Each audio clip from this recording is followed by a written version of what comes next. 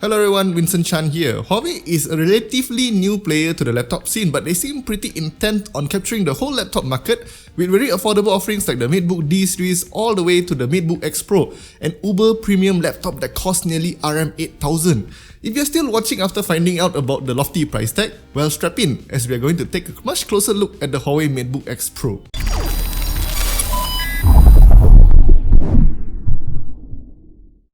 We have already done an unboxing and overview of the Huawei MateBook X Pro in another video, but here's a quick look at the laptop. Huawei went with a minimalistic design with a smooth sandblasted finish. We have here the emerald green variant, which is a refreshing change from the predominantly monotone hues of the premium laptop segment. The Huawei Lotus emblem has also been dropped in favour of just the text itself. It surely looks more premium than the previous generations. Another highlight of the MateBook X Pro is its quad speaker design with two flanking the keyboard and two more on the underside.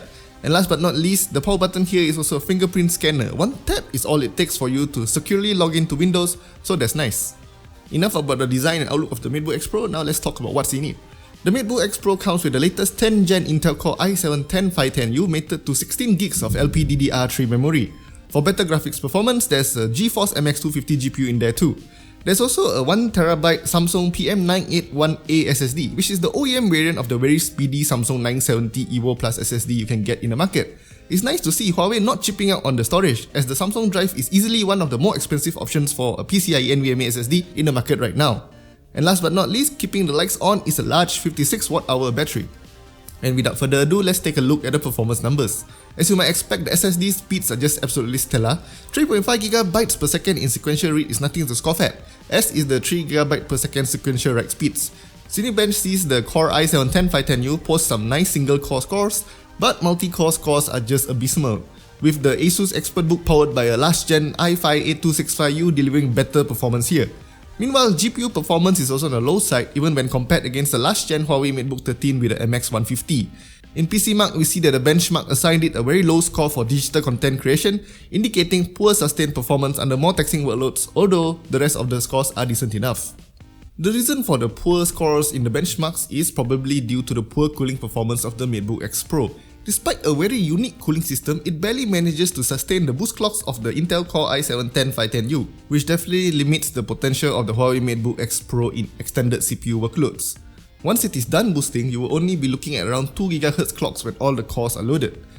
GPU temps are handled much better though, as we saw in 3DMark. It seems that the main issue arises when the CPU is utilized fully, as the cooling system doesn't cope well with the high power draws that the 10th Gen Intel Core CPU can achieve for short periods. I believe the limited surface area coupled with the constrained airflow is probably a major bottleneck for cooling. Overall, the performance of the Huawei MateBook X Pro is pretty good, but I do believe that we aren't seeing the full potential of the hardware that Huawei has crammed into this sleek laptop. Battery life is what I consider to be excellent, especially when you consider that this is a 14.6mm thin and 1.33kg light laptop. The Huawei MateBook X Pro manages to clock over 10 hours in the PCMark productivity battery benchmark with the screen set to 200 nits. Now, speaking on the screen, there are a number of things worth mentioning. Firstly, let's go over the negatives. There is no rubber around the screen protecting it from damage when you slam the laptop shut, or preventing scratches from dust and other particles trapped between the glass and the palm rest. A gapless design looks good for sure, but practicality wise, it isn't ideal. On the plus side, Huawei did use magnets to allow for a more solid closing experience. Huawei also tuned the hinges to be light enough to open with one hand, but sturdy enough that it won't flop around when you use it. Good stuff there. The screen itself is also touch sensitive, but that's not the main highlight. The panel here is awesome. By awesome, I mean it achieves 95.9% sRGB coverage and an excellent brightness of 480 nits. That's nearly twice as bright as some of the more budget-oriented laptops we have tested. Professionals can definitely take advantage of this display for some image editing on the go.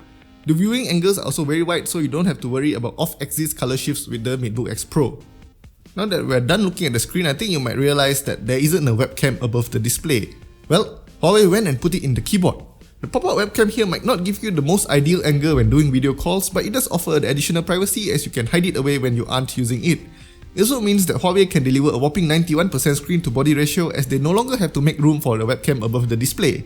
And with the webcam in the display, I think I also want to mention that I really like the keyboard on the MateBook X Pro too. It could do with a little bit more travel, but the level of tactility is what I consider to be perfect. Unfortunately, the trackpad isn't nearly as good, with it having poor palm reaction and a tendency to just totally fail when you put a finger on the clicker and want to navigate around. It is made of glass though, so you still get a very premium sensation when you use the trackpad, although it doesn't work that well. Moving on, another great thing with the Huawei MateBook X Pro is its quad speaker setup. The two on the bottom half here are hidden behind these inconspicuous slits, and these handle the lower frequencies. Meanwhile, the two beside the keyboard handles the highs. This system has proven to deliver excellent results in laptops from various other manufacturers, and the Huawei MateBook X Pro is no different. There's a surprising amount of clarity, although the base frequencies aren't nearly as well represented. Not too surprising though, considering the size of the Huawei MateBook X Pro. The I/O options on the Huawei MateBook X Pro is pretty decent too, with two USB-C ports, both supporting DisplayPort Alt mode, USB power delivery charging, and USB 3.1 speeds. One of them even supports Thunderbolt 3 for further expandability. On the other side, there's a USB-A port so your older peripherals won't feel left out. I only wish Huawei added a SD card slot to the laptop because that would have made the Huawei MateBook X Pro the perfect laptop to do some photo editing while on the go. With that said, you might not get the best experience out of the Huawei MateBook X Pro as the bottom side heats up quite substantially when doing any sort of CPU intensive task.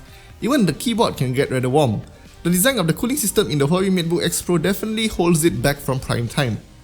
In conclusion, the Huawei MateBook X Pro delivers a really premium build, an excellent display, long battery life, and good audio for the RM7999 asking price. But a lot of it is rendered moot when Huawei equipped it with a cooling system that limits the 10th gen Intel Core processor and the NVIDIA MX250 GPU from unleashing their full potential. All Huawei needs to do right now is to improve on the cooling, and the Huawei MateBook X Pro might turn out to be a lot more interesting. For now, I can't really recommend the Huawei MateBook X Pro unless what you want is a stylish laptop to do some simple office tasks on, and cost isn't an issue for you. With that, I end my review of the Huawei MateBook X Pro. It's a great laptop, just one that's really held back by its cooling system. Let me know what you guys think about the Huawei MateBook X Pro in the comments.